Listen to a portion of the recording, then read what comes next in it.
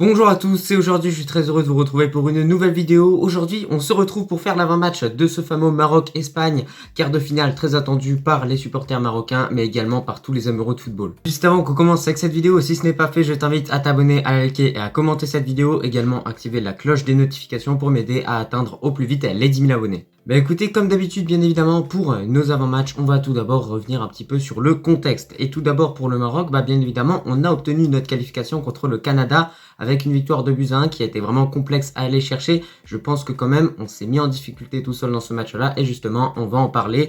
Bah écoutez, ce match-là a plutôt très bien commencé pour nos Lions d'Atlas parce qu'on a directement marqué 2 buts d'entrée avec notamment ce très bon pressing de la part de Nisri qui permet à Ziyech de mettre un but derrière. Et ensuite, on a carrément fait le break avec le but du 2-0 marqué par Nisri sur une magnifique passe de la part d'Hakimi. Je crois que sa passe a fait plus de 60 mètres, donc en tout cas, c'est extraordinaire. En tout cas, c'est ce que les commentateurs disaient sur Beansport. Bien évidemment, ensuite, le Maroc, ça a été un peu plus compliqué dans ce match-là, étant donné que les Canadiens ont été menés 2-0, mais n'ont pas lâché, n'ont pas abandonné. Et franchement, sincèrement, en tant que Marocain, je rageais un petit peu derrière ma télé parce que je me disais pourquoi ils se donnent à fond, alors qu'au final, ils sont quand même éliminés, mais ça se comprend quand même au niveau du prestige. Battre le Maroc, c'est quand même quelque chose de bien. Sinon, par rapport à ce Maroc-Canada, je pense qu'on doit revenir sur la grosse prestation d'un joueur, c'est tout simplement En-Nesyri. Je sais pas ce qu'il a mangé, il a dû sûrement manger un lion ou je sais pas un autre animal, mais en tout cas de façon générale, il a été tout simplement fantastique En-Nesyri avec une très grosse prestation réalisée de sa part. Logiquement, il aurait dû mettre un doublé, le troisième but du Maroc a été refusé, j'ai pas compris pourquoi.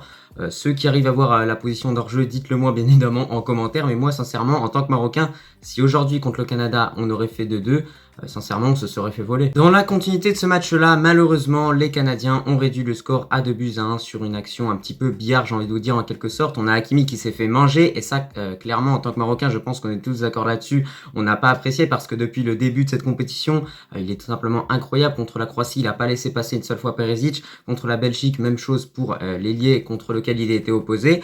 Et là, il s'est fait manger pour une première fois, j'ai envie de vous dire en quelque sorte. Ensuite, il y a ce fameux centre à Garde la mécontent. Bon, alors ce but-là, il a eu un très gros impact psychologique par rapport à nos joueurs. C'est mieux que ça arrive en phase de poule qu'en huitième de finale, bien évidemment, parce qu'en huitième de finale, peut-être qu'ils n'auraient pas les ressources mentales suffisantes pour tout simplement passer au-dessus de cela.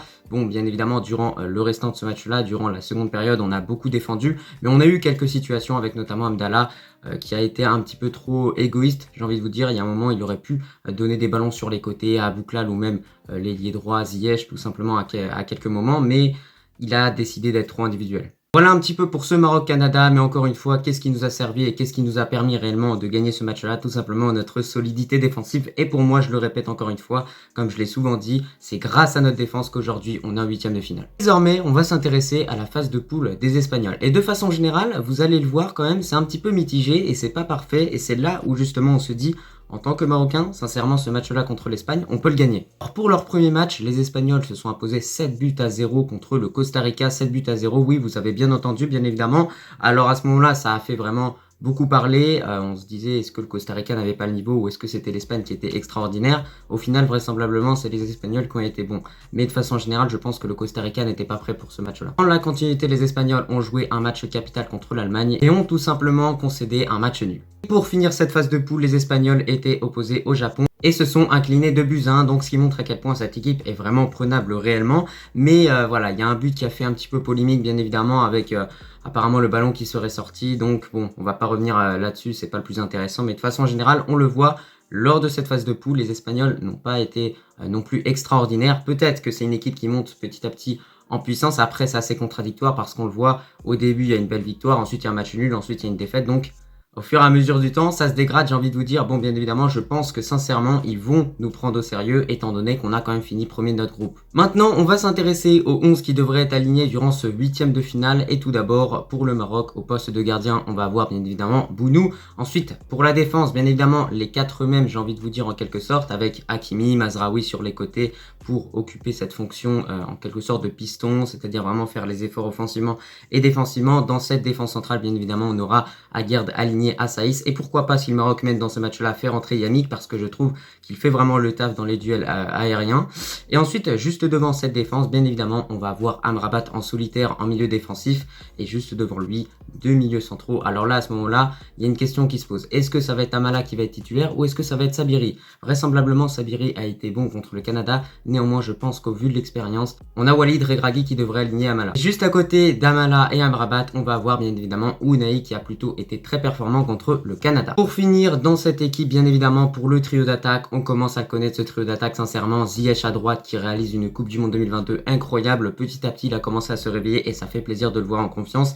Il a marqué en plus contre le Canada, donc on espère que ça va continuer pour lui, tout simplement. Ensuite, au poste d'attaque en gauche, on va avoir Boufal. Bon, bien évidemment, il n'est pas au pic de sa forme et c'est là où une question se pose. Est-ce que Walid Regragui, pour ce match contre l'Espagne, pourrait se dire on va aligner comment il s'appelle, Abouklal? Alors moi je pense pas, je pense qu'il va quand même aligner Boufal étant donné qu'on le voit sur les côtés. L'Espagne c'est pas non plus flamboyant les latéraux. Je pense que Boufal peut manger Azpilicueta et de l'autre côté je pense que Ziyech peut manger Jordi Alba. Et pour finir, au poste de buteur, au vu de son très grand match contre le Canada, bien évidemment on va mettre En-Nesyri. On le voit, de façon générale cette équipe est vraiment cohérente et maintenant on va se tourner du côté de l'Espagne pour le 11 et vraisemblablement on devrait avoir Unai Simon au poste de gardien. Ensuite pour la défense à 4 on va avoir Carvajal avec Rodri Laporte en charnière centrale et pour finir au poste de défenseur gauche, Alba. Juste devant cette défense, on va voir un bon trio du milieu. Sincèrement, c'est une des forces de cette équipe espagnole, bien évidemment, avec Pedri, Gavi, les deux jeunes cracks du Barça. Et pour les accompagner, un joueur très expérimenté, bien évidemment, tu l'as deviné, Busquets. Pour finir, on va avoir un trio d'attaque, Ferran Torres, Morata et pour finir, Asensio. Donc on le voit de façon générale, on a quand même une sacrée équipe sur le papier. Maintenant,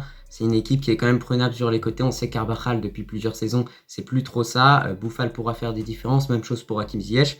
Et offensivement, Ferran Torres, c'est pas non plus l'assurance. Morata, c'est un joueur qui est capable de montrer de très bons matchs, mais également des matchs très mauvais. Même chose un petit peu pour Asensio. Donc sincèrement, il y a la place. Si Amrabat arrive un petit peu à canaliser Pedri, Gavi et Busquets, franchement, je pense qu'on a toutes nos chances dans ce match. Maintenant, pour mon pronostic de façon générale vis-à-vis de ce match-là, je verrai tout simplement le Maroc s'imposer 1-0. Je pense qu'on va assister à un match très similaire par rapport au match que l'on a eu contre la Belgique, c'est-à-dire le Maroc va un peu plus défendre, va un petit peu adopter la même stratégie que l'on a fait contre tout simplement la Croatie, c'est-à-dire un 4-1-4-1 défensivement et un 4-3-3 offensivement. En plus, ce qui est important à prendre en compte, c'est qu'on a une équipe espagnole qui va pas être en confiance et justement de l'autre côté, en tant que Marocain, mais nous c'est le pic de confiance. Les joueurs ont l'occasion tout simplement de faire quelque chose d'historique, c'est-à-dire permettre au Maroc d'aller pour la première fois en quart de finale d'une Coupe du Monde. Donc bien évidemment, les joueurs vont se donner à fond sur le terrain et pour moi, vraisemblablement, ça devrait le faire si le Maroc est solide défensivement et offensivement, est un peu plus épanoui, fait un petit peu le même match que contre la Belgique, vraisemblablement, on devrait gagner ce match-là. N'hésitez pas, bien évidemment, à donner vos pronostics en commentaire, je regarderai tout ça et également n'hésitez pas à donner d'autres suggestions, mais je pense également que dans ce match-là, on pourrait tout simplement faire entrer en cours de jeu Sabiri, faire entrer également Abdé ou tout simplement Abouklal, soit à droite, soit à gauche, mais aussi au poste de défenseur gauche, si Mazraoui ne se projette pas assez offensivement, on pourrait faire entrer Atiatalla qui réalise une Coupe du Monde 2022 plutôt très bonne de la part d'un joueur qui joue quand même dans le championnat marocain. Écoutez, voilà, c'était un petit peu tout pour cet avant-match. Dans l'ensemble, tu l'as vu, on a fait le tour autour de ce Maroc d'Espagne. J'espère vraiment qu'on va l'emporter. En tout cas, je crois en cette équipe. Allah Al-Watan Al-Malik, Dima Marlib. Je te remercie si tu as regardé cette vidéo dans son entièreté et je te dis à la prochaine.